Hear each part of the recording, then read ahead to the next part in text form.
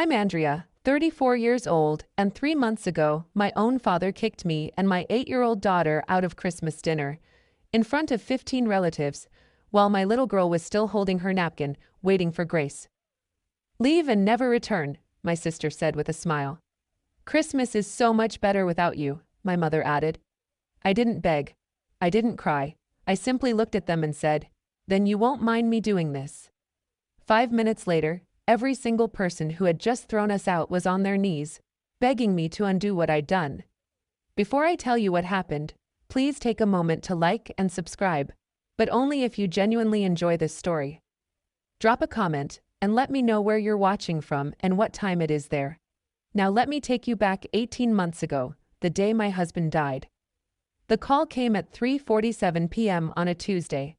I was parked outside Lily's elementary school, watching kids stream out with their backpacks bouncing. My phone buzzed. Unknown number. I almost didn't answer.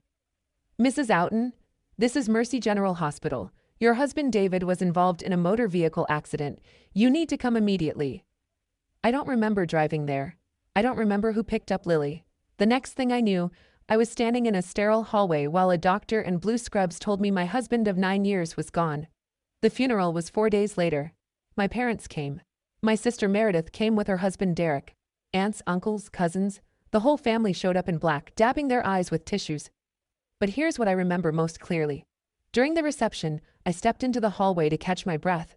Through the cracked door, I heard Meredith whispering to our mother, "She can't raise Lily alone. You know that, right? Maybe we should talk about having someone else take the child." My blood turned cold. I waited for my mother to defend me, to say something, anything. Instead, Patricia Outen nodded slowly. "We'll discuss it later. Let her grieve first." I backed away silently. Told myself they were just worried, just concerned. Sisters say things they don't mean.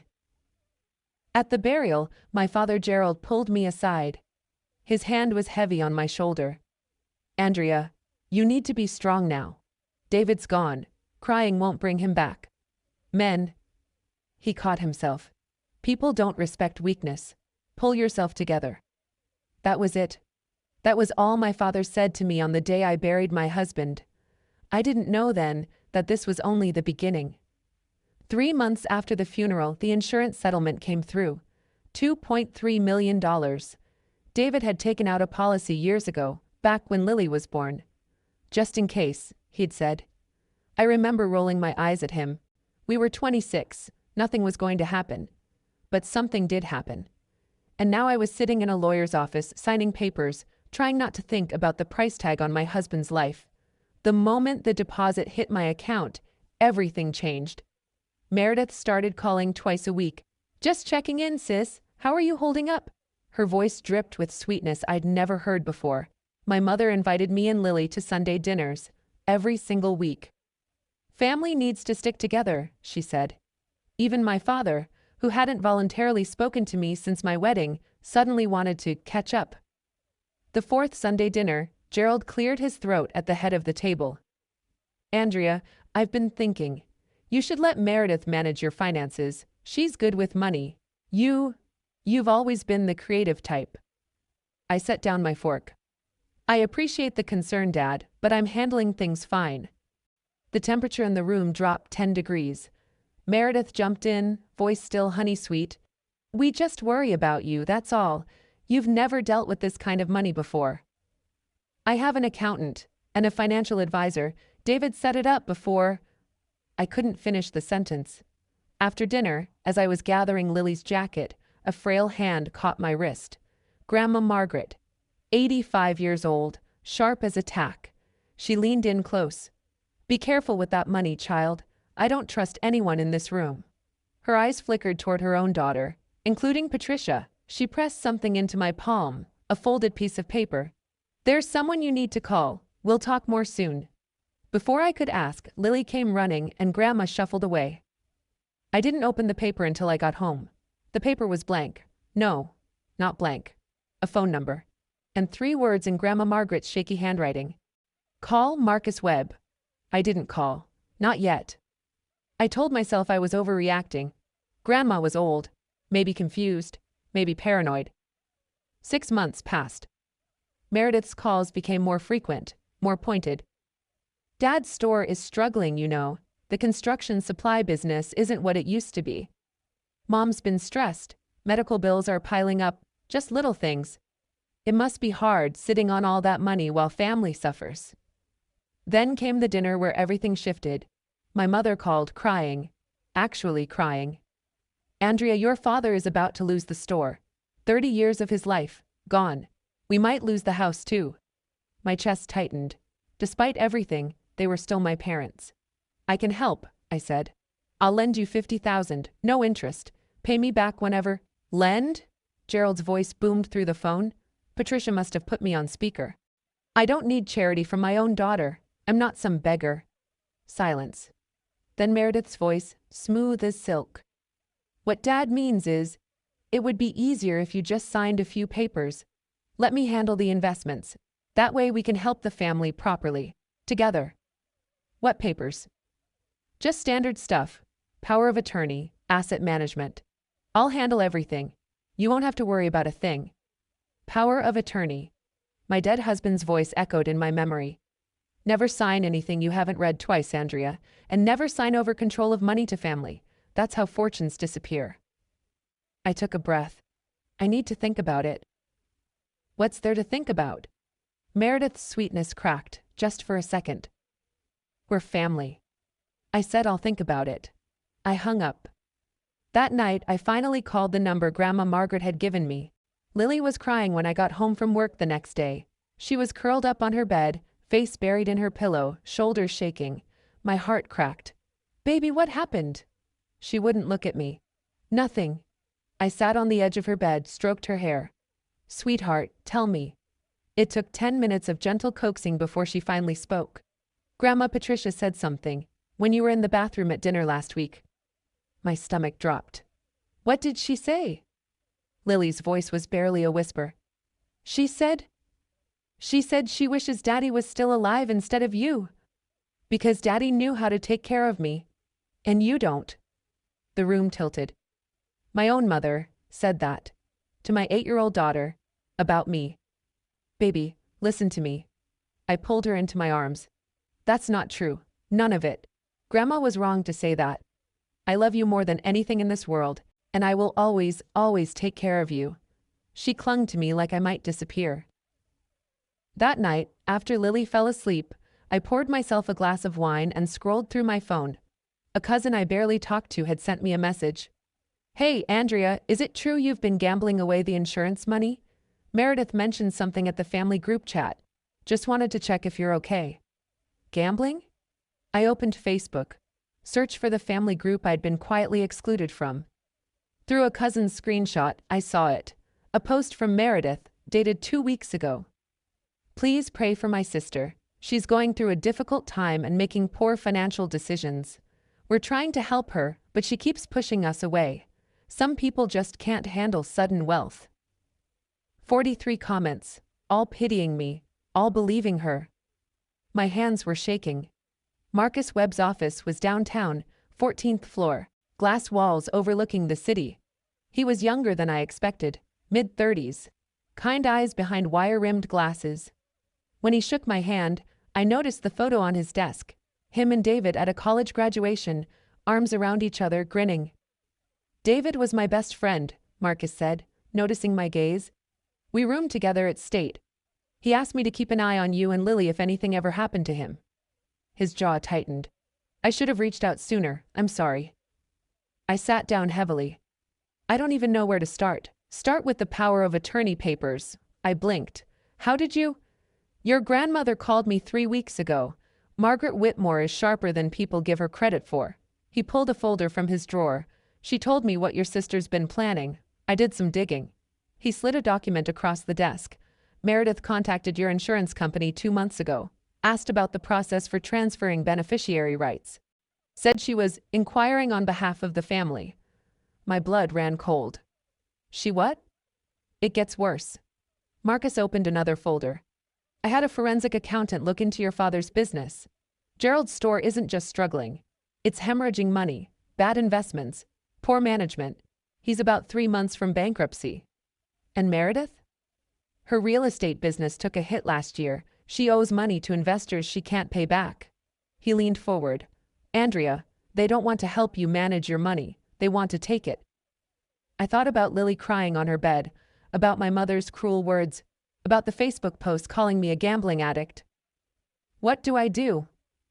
Marcus tapped the folder. First, don't sign anything.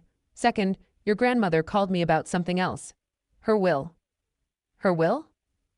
She wants to change it. And she wants me to witness. 1 week before Christmas, the doorbell rang at 7 p.m. I wasn't expecting anyone. Meredith stood on my porch, designer coat, perfect makeup, a manila folder tucked under her arm. Her smile didn't reach her eyes. Can I come in? I didn't move. Lily's doing homework. This won't take long. She pushed past me into the living room. I closed the door slowly, buying time. What do you want, Meredith? She set the folder on my coffee table. I want you to sign these. For the family. I didn't touch it. I already told Dad no. You told Dad no. She tilted her head. You didn't tell me no. I'm telling you now. No. Her smile flickered. Andrea, I'm trying to help you. Help me? By telling everyone I'm a gambling addict? Her face went blank for half a second. Then the mask slid back on.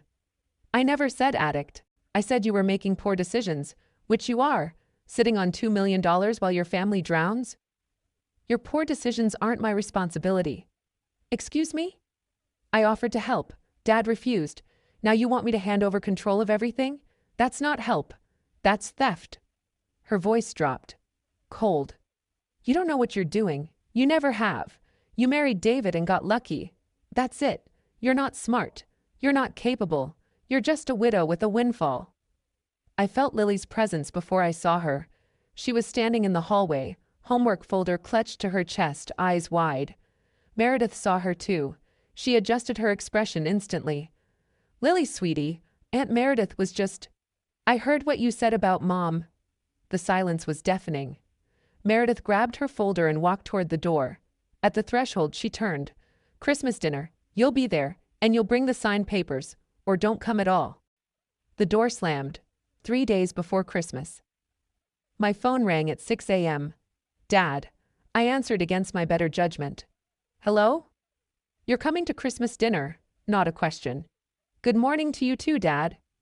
Don't get smart with me, Andrea. You'll be there. 7 o'clock, Grandma Margaret's house. I was already planning to come. Lily wants to see Grandma. A pause, then. And you'll sign those papers Meredith prepared. I closed my eyes. Dad? This is not a discussion. His voice hardened. This is not a request. You will sign those documents, or you won't set foot in this family again. You're threatening to disown me over money? I'm telling you to do what's right for once in your life. David carried you for 9 years. Now it's time to carry your weight. David carried me. 9 years of partnership, building a home, raising a daughter, supporting each other through every struggle, reduced to me being carried. I'm not signing anything. Then don't bother showing up. We don't want you there. Does Mom know you're saying this? He laughed bitterly. Who do you think told me to call? The line went dead. I sat on the edge of my bed, phone in my hand, heart pounding. Lily appeared in my doorway, rubbing her eyes. Mommy? Who was that? I forced a smile. Just Grandpa, baby. Go back to sleep. Are we still going to see Grandma Margaret for Christmas? I thought about the envelope Grandma had slipped me at our last visit, the one she'd whispered about. Open it when you need strength, she'd said. I thought about Marcus's warnings, about the papers in that manila folder, about everything I stood to lose. Yes, sweetheart. I pulled her into a hug. We're going. I knew it was a trap. I just didn't know how deep it went. Christmas Eve. Grandma Margaret's house. I went alone, leaving Lily with a neighbor. Some conversations aren't for children's ears. Grandma answered the door herself. 85 years old, spine straight as a ruler, eyes bright with something I couldn't name. I knew you'd come early. She ushered me into her study, closed the door, locked it. Grandma, what's going on?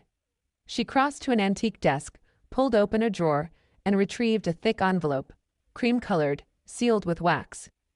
Take this. She pressed it into my hands. Don't open it until tomorrow night. At dinner, you'll know when. What is it? She smiled, a sad, knowing smile. Insurance. The real kind. Grandma, you're scaring me. She took my hands in her papery ones.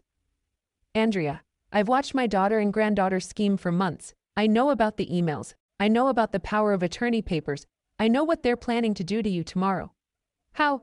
Patricia accidentally forwarded me an email chain, mother-daughter gossip. They forgot I know how to use a computer. Her eyes hardened. They called you easy pickings, said you'd crumble under family pressure. My throat tightened. I've lived 85 years, Grandma continued. I've seen greed destroy families. I will not let it destroy you. She squeezed my hands. Tomorrow night, they will try to humiliate you into signing. They'll do it in front of everyone, so you feel trapped.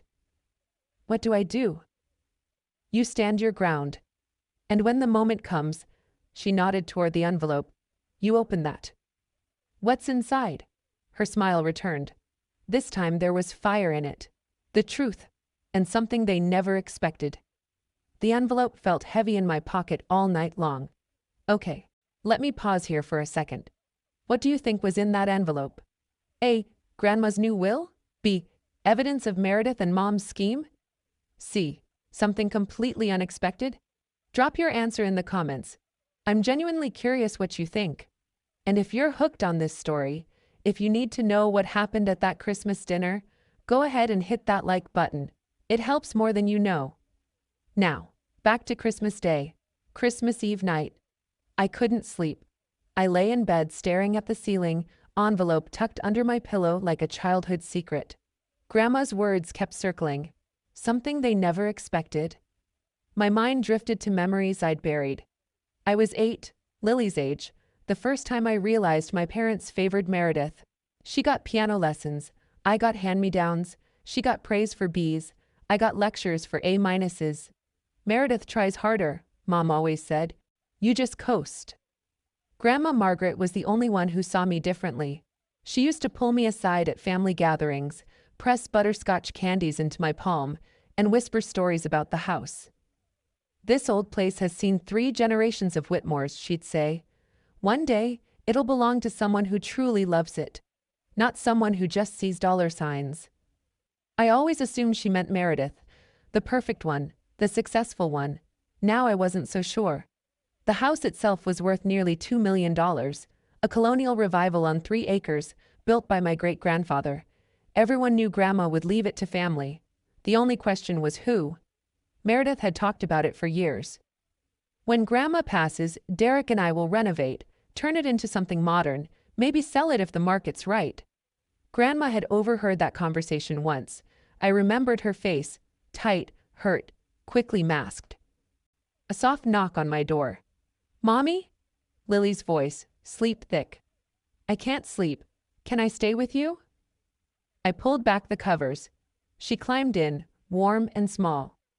Mommy, are we really going to Grandma Margaret's tomorrow? Yes, baby. Even though Grandpa's mad at us? I kissed her forehead. Grandma wants to see us. That's what matters.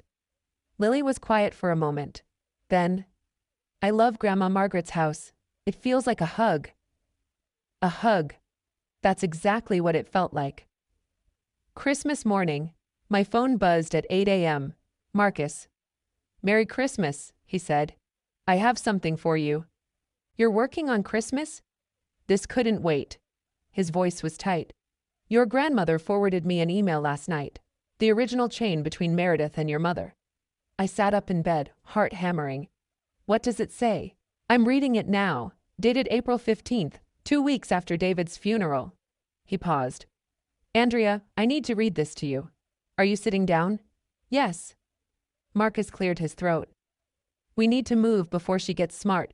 You know how pathetic Andrea is. She'll believe anything if we frame it as helping the family. Dad's store is the perfect excuse. My stomach turned.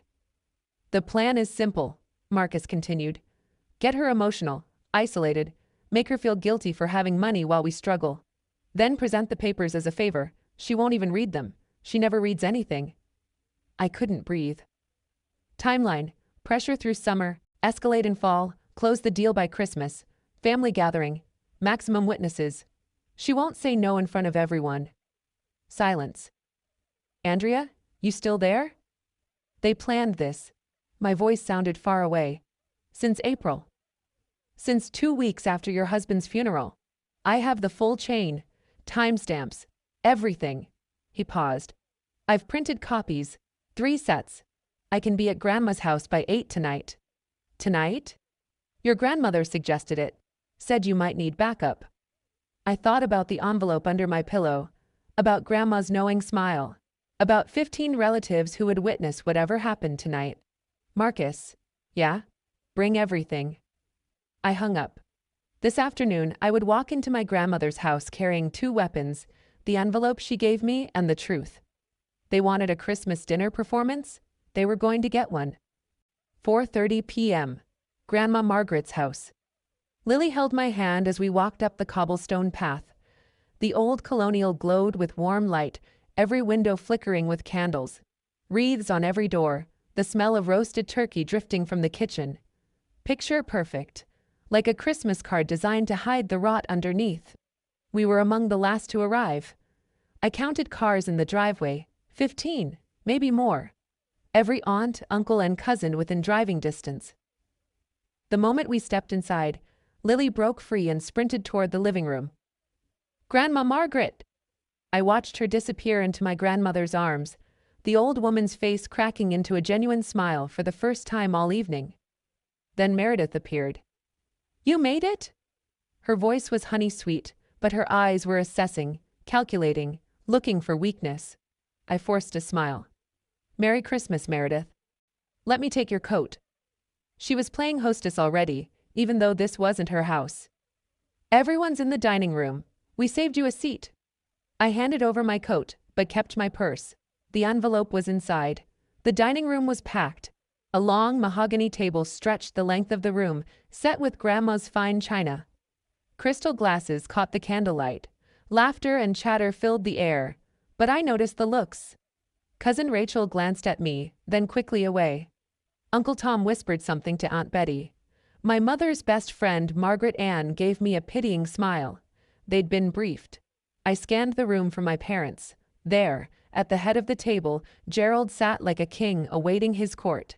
Patricia beside him, dabbing her lips with a napkin, refusing to meet my eyes. And next to them, an empty chair, waiting for me. Andrea, sweetie? My mother's voice rang out. Come sit, we've been waiting.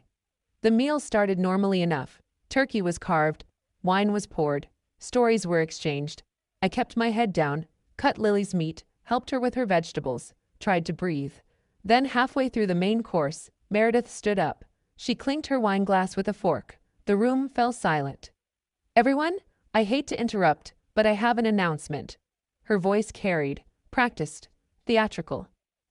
Our family is facing a difficult situation, and I think it's time we address it openly. I felt every eye in the room shift toward me. Meredith continued. As most of you know, my dear sister Andrea lost her husband David 18 months ago. A tragedy for all of us. Murmurs of sympathy. A few nodded solemnly. What you may not know is that Andrea received a substantial insurance settlement. Life-changing money. Meredith paused for effect. And we, as a family, are concerned about how she's managing it. My hands clenched under the table. Lily looked up at me, confused. We've tried to help her privately. We've offered guidance. But Andrea has refused to listen. Meredith's voice cracked perfectly, a rehearsed waver. So today, in front of everyone who loves her, I'm asking my sister to let us help. To sign a simple document allowing me to co-manage her finances. She pulled a folder from beneath her chair, the same manila folder she'd brought to my house. It's for her own good, for Lily's future. She looked directly at me, eyes glittering. What do you say, Andrea? Will you accept your family's help?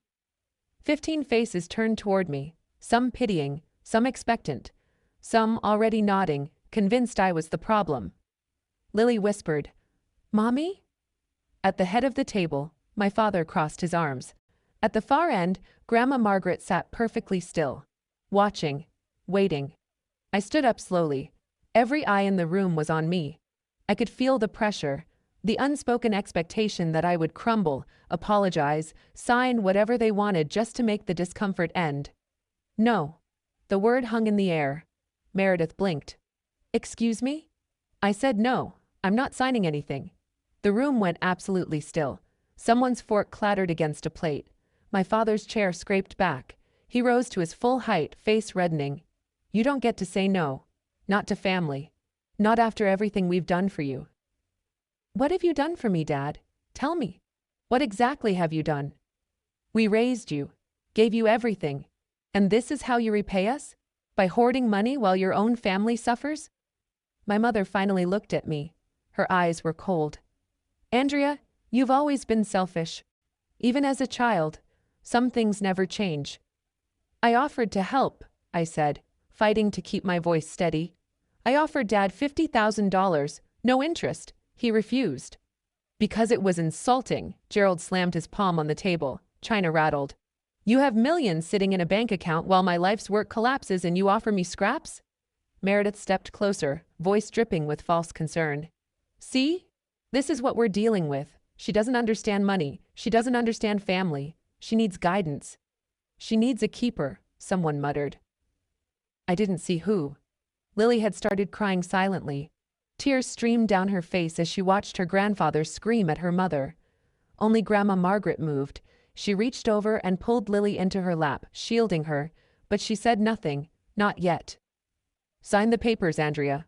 My father's voice was iron. Or get out of this house. I looked around the room. Not a single person spoke up for me. My father pointed at the door. Out, you and that child, right now. Meredith nodded, arms crossed, satisfied. You should leave and never come back. We've tried to help you, Andrea. God knows we've tried, but you're beyond help. I looked at my mother, my own mother, waiting for her to say something, anything, a single word of defense. Patricia smoothed her napkin, then looked me dead in the eyes. Christmas would be so much better without you here. It always has been. My lungs stopped working. Lily's sob cut through the silence. Raw, heartbroken. She was 8 years old, and her grandmother had just said the world would be better without her mother. Cousins shifted uncomfortably. Aunts looked away. Uncles studied their plates. No one spoke. No one defended us. It was the loneliest moment of my life. I reached for Lily, ready to scoop her up and run, ready to leave and never look back. But then I felt Grandma Margaret's hand on my arm. Wait. Her voice was quiet, but it cut through everything. She was looking at me with something fierce in her eyes, something that said, not yet. And I remembered the envelope in my purse. Her words from the night before. You'll know when. This was when. I straightened my spine, looked at my father, my mother, my sister. Okay, I said calmly. If you want me to leave, I'll leave. Relief flickered across Meredith's face. But first, I pulled out my phone. You won't mind if I make one quick call. Gerald scoffed. Calling the police? This is a private family matter. Not the police. I dialed. Put it on speaker. 2 rings, 3. Marcus, it's Andrea. I need you here. Now. Bring everything. Already on my way. 5 minutes out. I hung up. Who the hell is Marcus? My father demanded. I smiled for the first time all evening. You'll see. The room erupted. What is this? Meredith's composed mask cracked. Who did you just call? A friend? You don't have friends. You barely have a personality. She turned to our father. Dad, make her leave, now, before whoever this is shows up. Gerald took a step toward me. I said get out. I didn't move. 5 minutes. You've waited 18 months to take my money. You can wait 5 more minutes. His face went purple. How dare you? Gerald. Grandma Margaret's voice sliced through like a blade. Sit down. The room went dead silent. My father stared at his mother. In 85 years, I don't think she'd ever spoken to him that way. Mother, this isn't your concern. This is my house. Grandma rose slowly to her feet, still holding Lily's hand. My table. My Christmas dinner. and I will decide who leaves and who stays. But, sit down. Gerald sat. Grandma turned to the room, sweeping her gaze across every relative.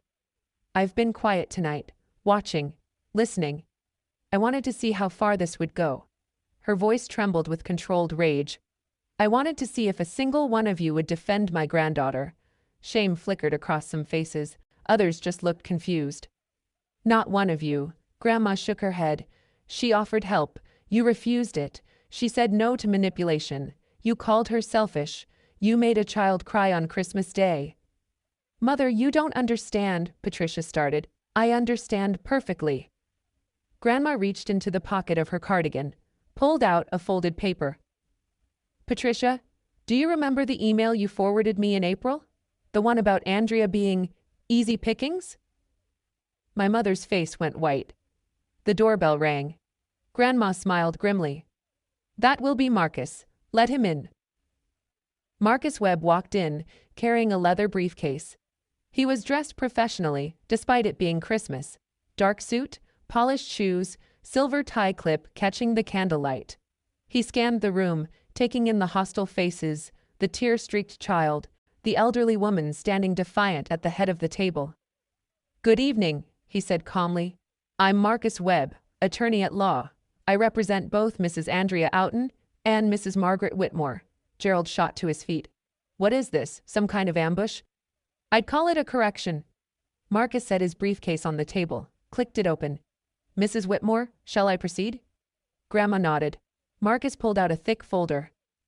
What I have here is a complete email chain between Meredith Harrison and Patricia Outen, spanning from April of last year to last week. The subject line of the first email reads, he flipped it open. Operation Andrea, a plan for the money. Gasps rippled through the room. That's private correspondence. Meredith lunged forward. You can't. It was forwarded to Mrs. Whitmore. Accidentally, I assume. She is now a rightful possessor of this communication. Marcus smiled thinly. Would you like me to read some highlights aloud? The part where you called your sister pathetic? Or the part where you planned to have her declared financially incompetent? Meredith's mouth opened, closed, opened again. Patricia gripped the table edge, knuckles white. Mother, why would you do this? Because you plotted to steal from my granddaughter. Grandma's voice was steel. You called her names. You told her daughter that the world would be better without her mother, on Christmas. She pointed a shaking finger at Patricia. You are my daughter, and I am ashamed of you.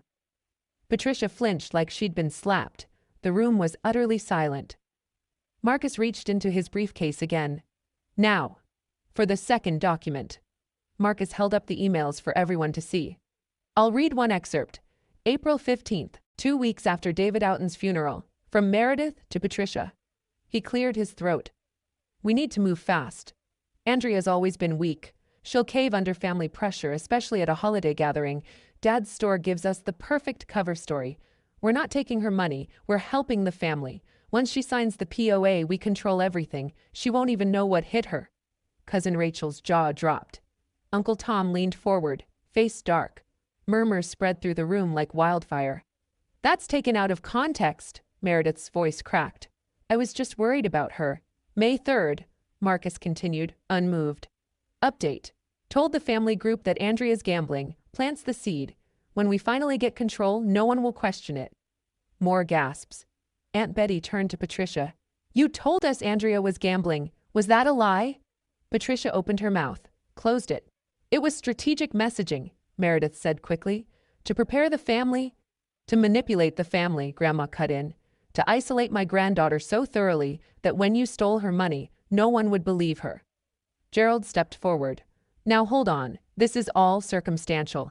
Email chains can be faked. Marcus pulled out another document. Certified letterhead. Official stamps. These emails were authenticated by a digital forensics expert this morning. Timestamps verified. IP addresses traced to devices owned by Mrs. Harrison and Mrs. Patricia Outen. He set it on the table. Anyone who would like to verify the authenticity is welcome to review the certification. No one moved. Meredith was shaking now. Her perfect facade had crumbled completely. "Andrea, please," her voice was small. "I can explain." I finally spoke. "I'm done listening to explanations. Can you guess what's in the second document Marcus is about to reveal? I'll tell you in just a moment, but first, if you're sitting there feeling your heart race like mine was that night, do me a favor, hit subscribe and turn on notifications. I promise the ending is worth it. Also, if you've ever dealt with toxic family members who only showed up when money was involved, I see you. Comment below. Okay. Back to that dining room. Marcus reached into his briefcase one final time. He withdrew a document bound in blue legal paper, official seal, notarized signatures. "This," he said, "is the last will and testament of Margaret Ellen Whitmore, executed 3 weeks ago, witnessed by myself and 2 independent parties." The temperature in the room dropped 10 degrees. Patricia stood so abruptly her chair fell over. "Mother, what did you do?"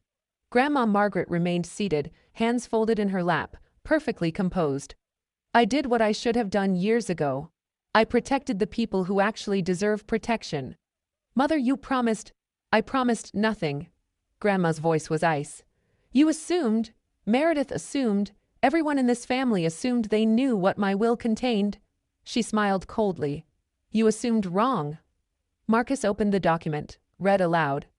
"I, Margaret Ellen Whitmore, being of sound mind, hereby bequeath my primary residence at 742 Whitmore Lane, including all land, structures, and contents thereof, valued at approximately $1.8 million, to my granddaughter, Andrea Louise Outen." The envelope Grandma had given me, I finally understood. She'd given me a copy of the will days ago. Just in case. Chaos. Meredith screamed. Actually screamed. "No! That house was supposed to be mine. We talked about this. Renovations.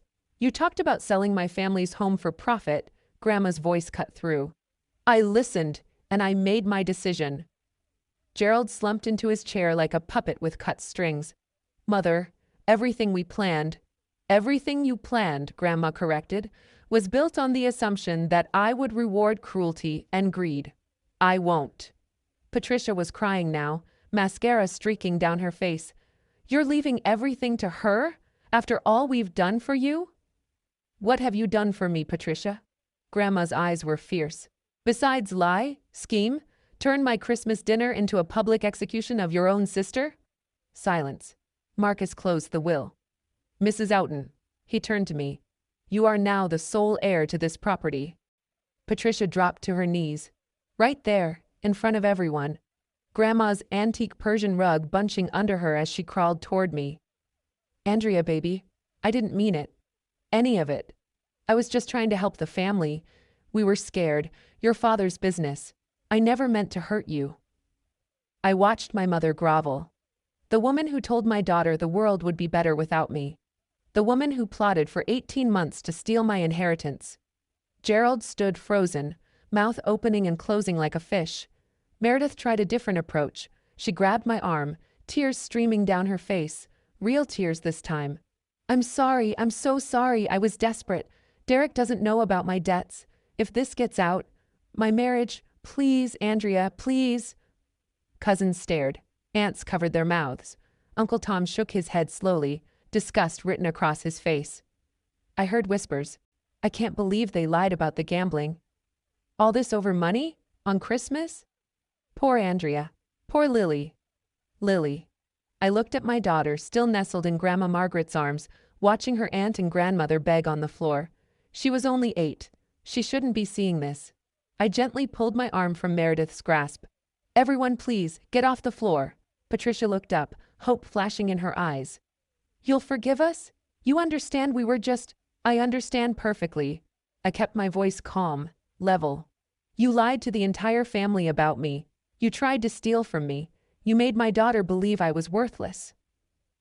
"Andrea, I don't need to stand here and watch you cry." I stepped back. "I just need you to know that I see you. All of you. And I'm done pretending I don't." I walked over to where Meredith was still kneeling, crouched down, met her eyes. "Do you remember what you said to me last week? In my living room?" She wouldn't look at me. You said I wasn't smart, that I married David and got lucky, that I'm just a widow with a windfall. I paused. My 8-year-old daughter heard every word. Meredith flinched. You told me to leave and never return. Tonight, you said Christmas would be better without me. I stood up. That's fine. I'm going to give you exactly what you asked for.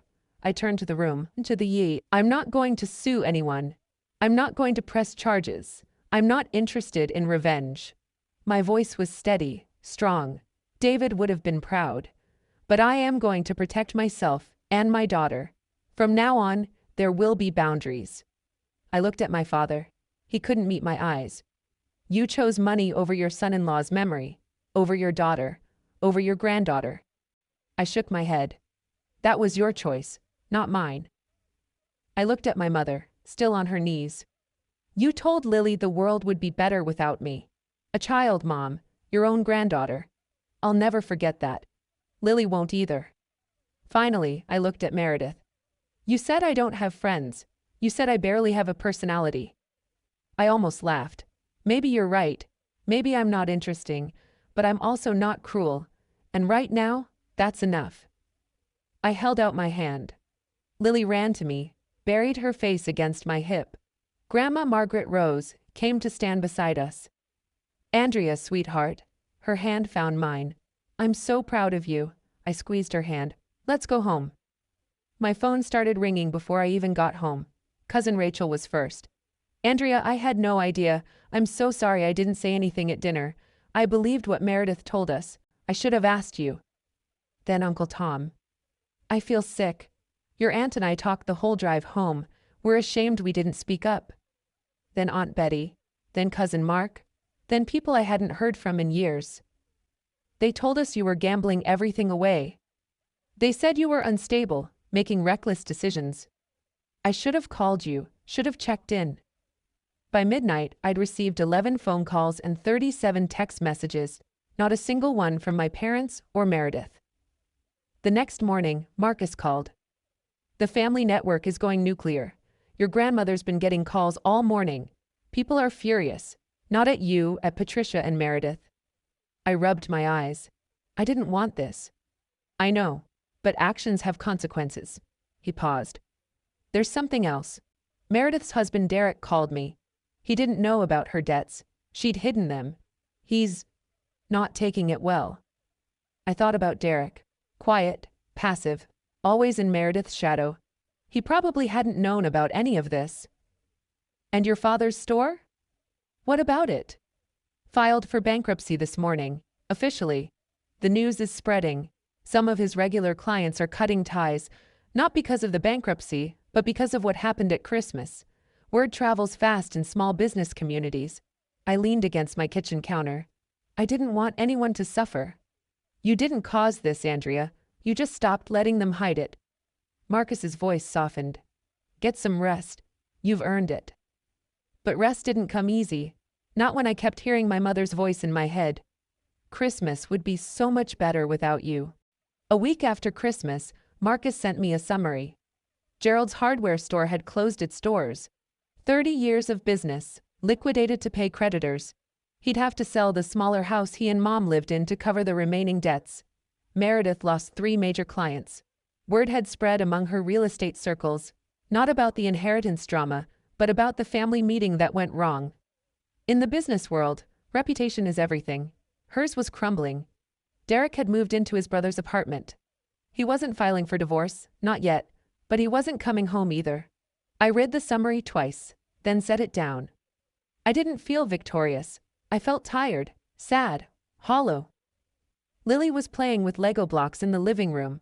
I watched her build a little house, complete with tiny windows and a red door. Mommy? She looked up. Is Grandpa going to be okay? I sat down beside her. I don't know, sweetie. I feel bad for him, even though he was mean. Out of the mouths of babes. I do too. I helped her snap a roof piece into place. Sometimes people make choices that hurt others, and then they have to live with what happens next. Did we make them get in trouble? I thought carefully before answering. No, baby. We just told the truth. What happened after? That was because of choices they made, not us. She considered this, nodded slowly. Okay. I pulled her into a hug. I didn't want to see my family suffer.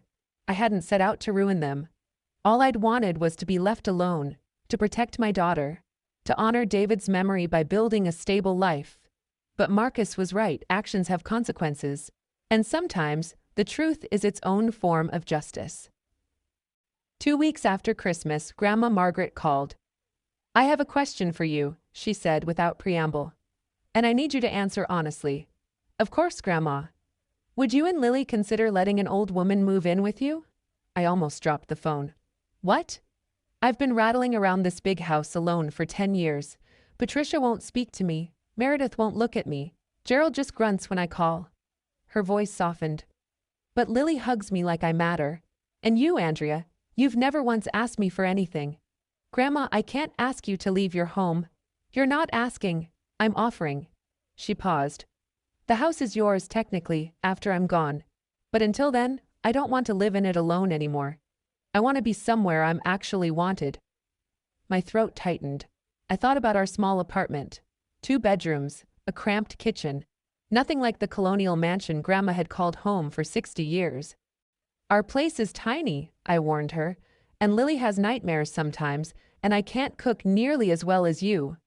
Andrea. Her voice was warm. I don't need a mansion. I need a family, a real one. I heard Lily in the background, asking who I was talking to. Hold on, Grandma. I covered the phone. Lily, how would you feel if Grandma Margaret came to live with us? Her face lit up like the Christmas tree we never got to enjoy. Really? Like forever? I put the phone back to my ear. I think that's a yes. Grandma laughed. A real laugh, full and bright. I'll start packing tomorrow. For the first time since David died, my apartment felt like it might become a home again. 1 month later. Grandma Margaret's antique armchair sat in the corner of our tiny living room, looking absurdly elegant next to my second-hand sofa. Her collection of ceramic cats lined the windowsill. Her knitting basket lived permanently beside the TV. It shouldn't have worked. But somehow, it did. Every evening, the 3 of us ate dinner together at our little kitchen table. Grandma taught Lily how to make her famous apple pie. Lily taught Grandma how to use video calls. I listened to stories about my great-grandfather I'd never heard, about the house, the family history, the dreams that built it all. The insurance money sat untouched in an investment account, growing quietly. I'd set up a trust for Lily's education. The rest would wait until she was older, until she could decide what to do with her future herself. I kept working my job, kept showing up, kept building something small and stable. One night, after Lily was asleep, Grandma and I sat on the balcony, watching stars. Do you regret it? I asked quietly. Giving up the house?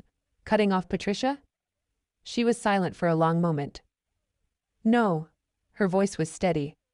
That house was just walls and wood. What Patricia and Meredith did, that was a betrayal of everything family should mean. She reached over, patted my hand.